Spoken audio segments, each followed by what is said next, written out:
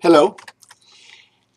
In this week's Torah portion, Vayeshev, we see the only reference to a birthday celebration in the entire Bible. Quote, "And it came to pass on the third day, which was Pharaoh's birthday, that he made a feast for all his servants." Unquote. So, we learn that the birthday of the king of Egypt was a cause for rejoicing. But nowhere else do we find a reference to birthdays being a cause for celebration. So it is fitting to ask the question, should observant Jews celebrate birthdays? There is no definitive answer, and the dispute is still ongoing.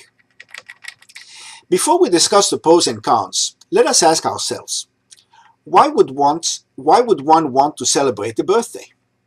Obviously, to mark the milestones of a person's aging. But believe it or not, the Talmud says that there was no aging or illness in biblical days.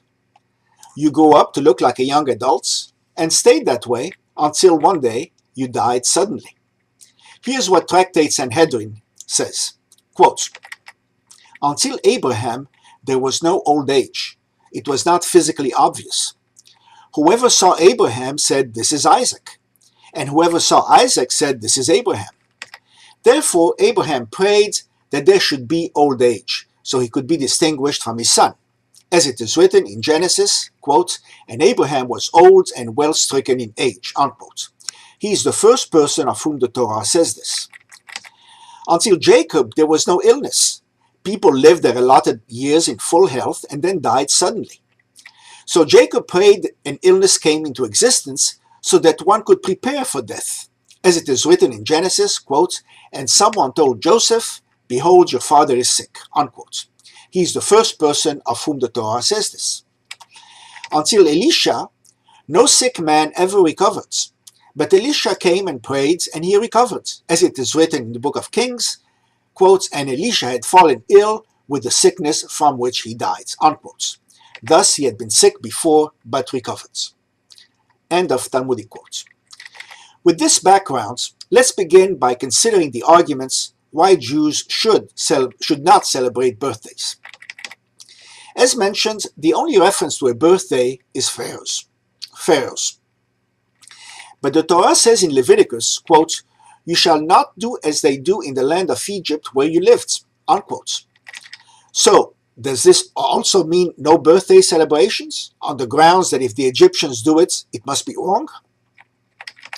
The Mishnah, or oral law, refers only to the birthdays of pagan rulers, not Jews.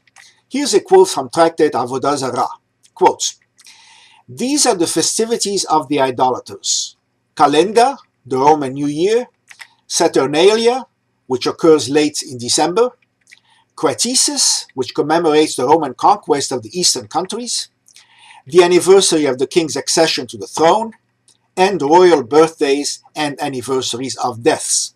You must not participate in them," unquote. So it says don't participate in the king's birthday celebration. But does it imply don't celebrate birthdays or accessions to high positions? Some believe so. On the basis of this Mishnah, 19th century Russian Rabbi Isaac Elhanan Spector refused to allow his community to celebrate his 50 years in the rabbinate. Also, the Talmud determined that it would have been better if man had not been created. In Tractate Eruvin, it says, quote, "Our rabbis taught for 2.5 years, Bet Shammai and Bet Hillel were arguing, the former saying it would have been better for man not to have been created, and the latter saying it is better that man has been created. They finally took a vote and decided that it would have been better if man had not been created, but now that he has been created, let him investigate his past deeds, and if he finds them at fault, make amends, or as others say, let him examine his future actions before committing them," unquote. So, if it would have been better if man had not been born, does it follow that we should not celebrate the anniversaries of a man's birth? There are other similar opinions. In the book of Ecclesiastes, King Solomon, in his pessimistic old age, said, quote, "The day of death is better than the day of birth," unquote. The Satmar Rebbe ruled that Jews must not celebrate birthdays, but Gentiles can. Now let's examine the arguments why Jews should celebrate birthdays. The Talmud records a dispute between Rabbi Eliezer and Rabbi Yehoshua on whether Abraham and Jacob were born in the month of Tishri or the month of Nisan. One could infer from that there is a religious significance to a birthday. The Talmud also says that famous rabbis were born on the day when other famous rabbis died. Quotes, "For a master said, when Rabbi Akiva died, Rabbi was born. When Rabbi died, Rav Yehuda was born. When Rav Yehuda died, Rava was born. When Rava died, Rav Ashi was born, every time on the same day. This teaches that a righteous man does not depart from this world until another righteous man like himself is created. As it is said in Ecclesiastes, the sun rises and the sun goes down."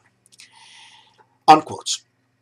This implies that the birth of a good person is cause for rejoicing. The Ben Ish Hai, the famous 19th century Iraqi rabbi from Baghdad, said that birthday celebrations are allowed, and on that day one enjoys special protection and good fortune, mazal.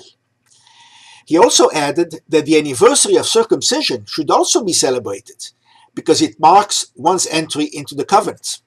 Abraham himself followed this custom. The Lubavitcher Rebbe was in favor of celebrating all birthdays. In fact, many Hasidim celebrate every year the birthday of their Rebbe. Some say that some birthdays should be celebrated, but not all. The Bar Mitzvah is one of them. The celebration associated with it is just a custom, as that milestone is automatic, but it is encouraged. Another is the 60th birthday.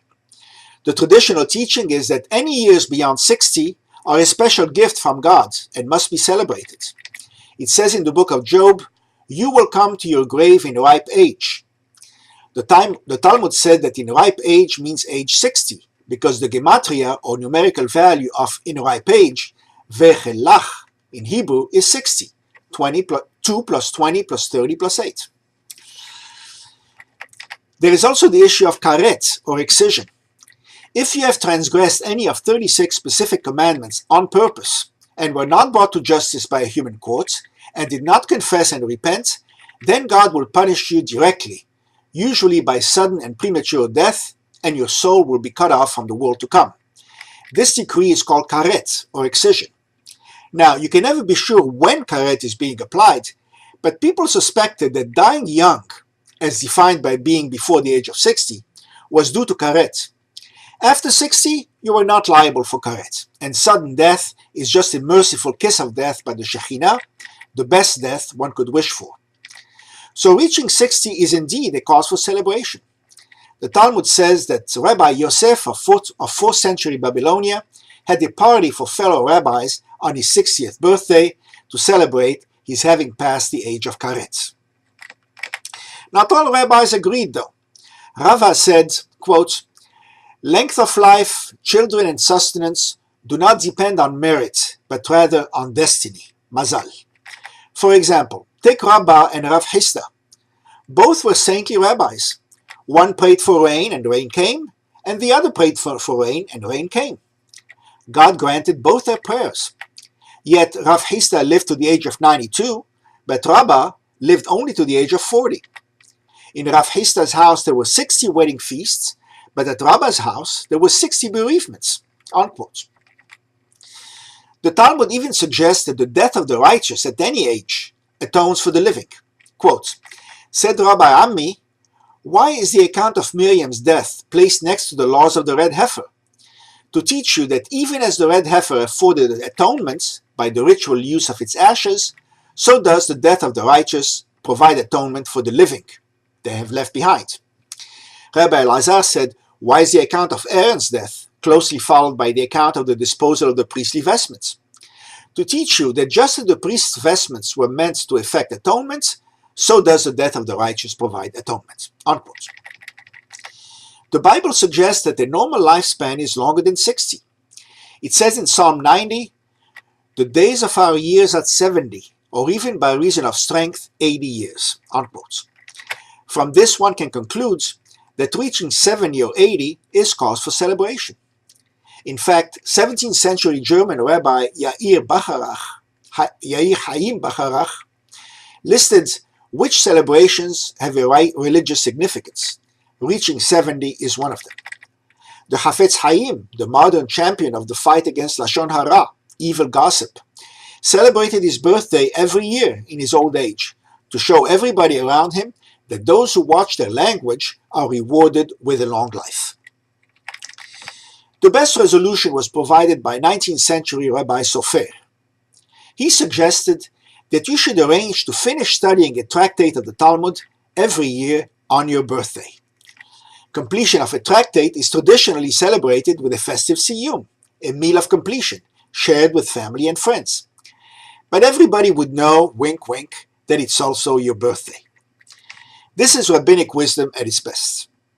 Not only does it solve the problem, but it also avoids taking sides, and most importantly, encourages study. In conclusion, it is a fact that birthday celebrations are now the norm among Jews. The practice may have been copied from non-Jews, but it does not directly contradict Jewish values. Many congregations offer special prayers of thanksgiving for people who turn 70 or 80, even 83, the age of the second bar mitzvah. The customary birthday wish is Ad Me'ah Ve'esrim, which means may you live to be 120, the age at which Moses died. A footnote: why do we Jews celebrate the dead on the anniversary of their death or yahrzeit, rather than on their birthdays? Don't we want to celebrate the day when God gave us this person, rather than the day God took him away? One could speculate that on their day of birth, people have accomplished nothing. But on their day of death, they have accomplished all that they are remembered for. So that's the day on which they should be remembered. At any rate, the Talmud says, quote, "The righteous are considered alive even after they are dead, but the wicked are considered dead even in their lifetimes." Unquote. Shabbat Shalom.